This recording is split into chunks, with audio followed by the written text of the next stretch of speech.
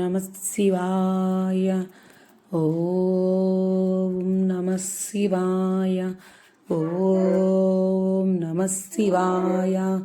ఓ దామోదర, నేను చేయు కార్తీక వ్రతమునకు ఎట్టి ఆటంకములు రానియక నన్ను కాపాడము. ఓం నమః శివాయ. ఓం నమః శివాయ. ఓం నమః శివాయ. 2వ అధ్యాయము సోమవార వ్రత మహిమ. జనక, ఇంతవరకు నీకు కార్తీక మాసము ఆచరించవలసిన విధి క్రమము మాత్రమే తెలియచేసి తిని. కార్తీక మాసంలో సోమవార వ్రతమునకు ప్రత్యేక ప్రాముఖ్యం గలదు.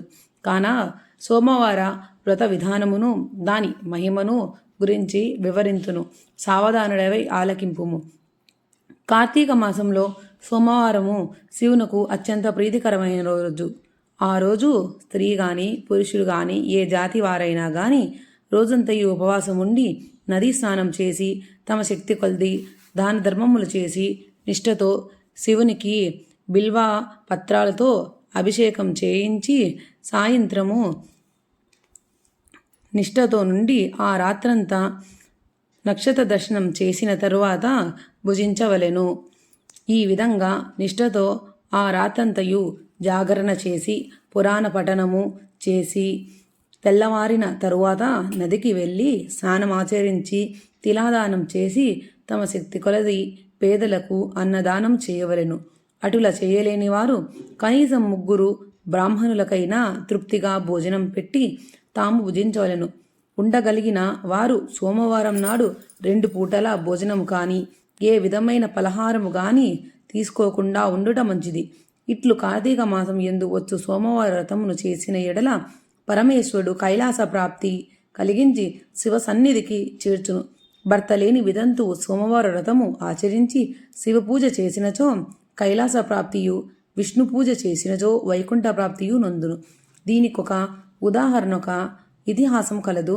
దానిని నీకు తెలియపరిచేదను, శ్రద్ధగా వినుము. కార్తీక సోమవార ఫలముచే కుక్క కైలాసమునందుట. పూర్వకాలమున కాశ్మీర దేశములో ఒక బ్రాహ్మణుడు కలడు. అతడు పురోహిత వృత్తిని చేపట్టి తన కుటుంబమును పోషించుకుంటూ ఉండెను. అతనికి చాలా దినములకు ఒక కుమార్తె కలిగెను. ఆమె పేరు స్వాతంత్ర నిష్ఠూరి. తండ్రి ఆమెను సౌరాష్ట్ర దేశీయుడగు మిత్రశర్మాయను సద్బ్రాహ్మణ యువకునికిచ్చి పెళ్లి చేసెను. ఆ బ్రాహ్మణ యువకుడు 4 వేదములు శాస్త్రములను అభ్యసించిన వాడైనందున సదాచారపరుడై ఉండెను.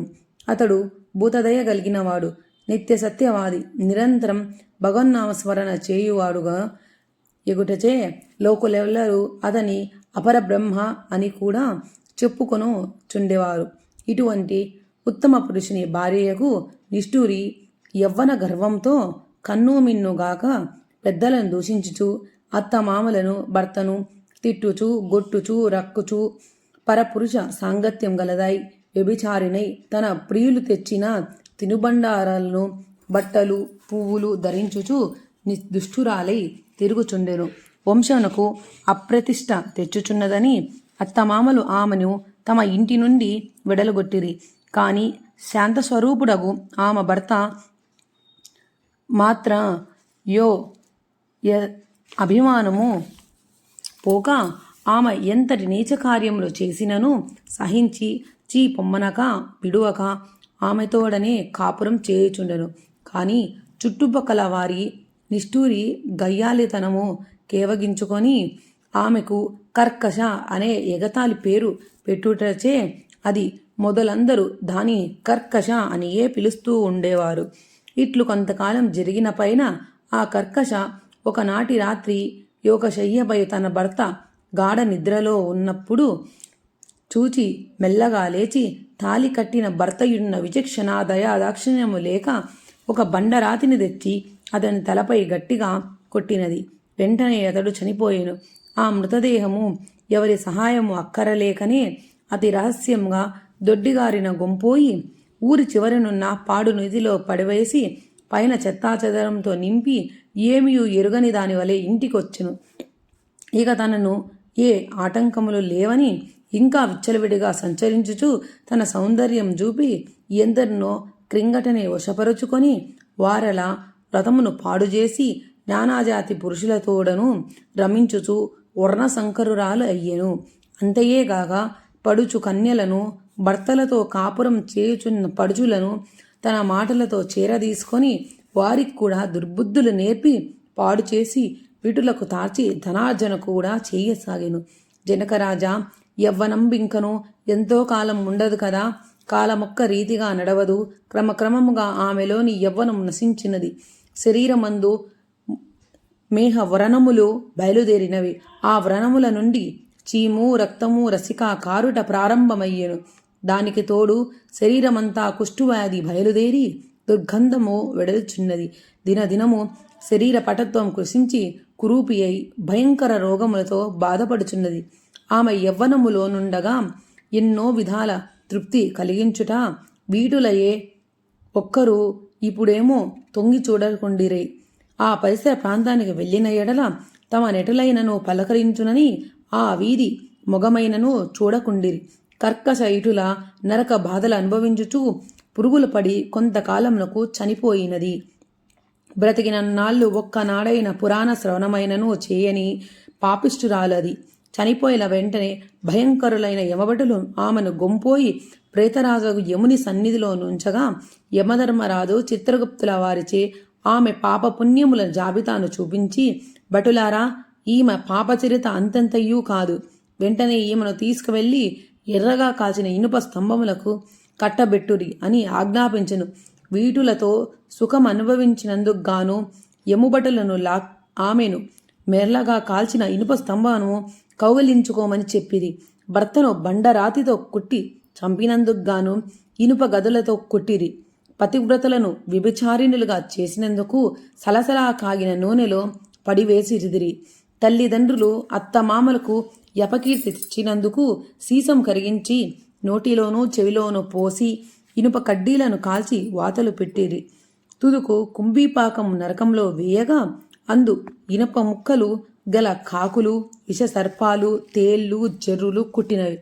ఆమె చేసిన పాపముకు ఇటు 7 తరాల వాళ్ళు, అటు 7 తరాల వాళ్ళు నరక బాధలు పడుచుండిరి. ఈ ప్రకారముగా నరక బాధలు అనుభవించుచు కడకు కళింగ దేశమున కుక్క జన్మమెత్తి ఆకలి బాధ పడలేక ఇల్లిల్లు తిరుగుచుండగా కర్రలతో కొట్టువారు కొట్టుచు, తిట్టువారు తిట్టుచు, తరుమువారు తరుముచూ ఉండిరి. ఇట్లుండగా ఒకానొక క్షత్రియ బ్రాహ్మణుడు కార్తీక సోమవారం వ్రతమాచరించి ఉపవాసం ఉండి సాయంత్రం నక్షత్ర దర్శనం చేసి బలియాన్నం నరుగుపై పెట్టి కాళ్ళు చేతులు కడుక్కొనుటకై లోనికేగి సమయమున ఈ కుక్క వచ్చి ఆ బలియాన్నము తినెను. వ్రతనిష్ఠాగరిష్ఠుడైన ఆ విప్రుని పూజా విధానము జరిపించిన బలియాన్న మగుట చేత ఆ రోజు కార్తీక సోమవారం మగుట కుక్క ఆ రోజంతయు ఉపవాసముతో ఉండుట వలను శివపూజ పవిత్ర స్థానమైనను ఆ ఇంట దొరికిన ప్రసాదం తినుట వలను ఆ సునకనుకి జన్మాంతర జ్ఞానం ఉద్భవించెను. వెంటనే ఆ సునకము విప్రకలోత్తమా, నన్ను కాపాడుము అని మొరపెట్టుకొనెను.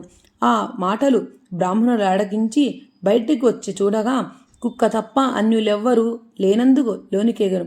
మరలా రక్షింపుము రక్షింపు అని కేకలు వినబడెను.